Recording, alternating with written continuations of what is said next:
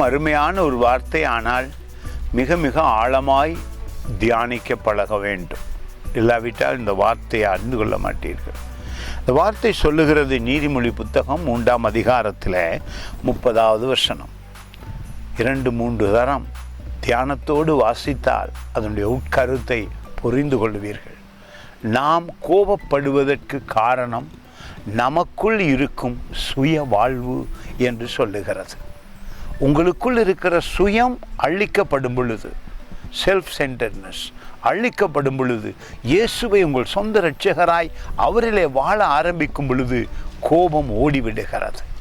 மற்றவர்களை தடுப்பதினாலே உங்கள் உள் கோபம் ஒருபோதும் அமைதல் அடைவதும் இல்லை, அவை அகற்றப்படுவதும் இல்லை. கோபத்தை உண்டு பண்ணுவது உங்களுக்குள் இருக்கும் காரியமே. பாருங்கள், இந்த வசனம் சொல்லுகிறது நீதிமொழி புத்தகம் 3ஆம் அதிகாரத்தில் 30வது வசனம். ஒருவன் உனக்கு தீங்கு செய்யாது இருக்க காரணமின்றி அவனோட வழக்காடாதே. பாருங்கள், கோபம் வரும் பொழுது நினைக்கிறோம் மற்றவர்கள் ஏதோ நம்மை செய்து விட்டார்கள், அவர்களெல்லாம் கோபப்படாமல் இருந்தால் நமக்கு கோபம் வராதே என்று நினைக்கிறோமே. அது வேதம் சொல்லுகிறது அப்படி ஒருபோதும் மற்றவர்களை தடுப்பதினாலே கோபம் நிற்பதல்ல.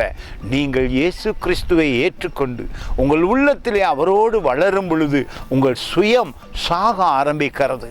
நீங்கள் வாழ்வது கிறிஸ்துவுக்கு என்பதை வெளிப்பட ஆரம்பித்த உடனே கோபம் நிச்சயமாக உங்களை விட்டு ஓடி போகும்.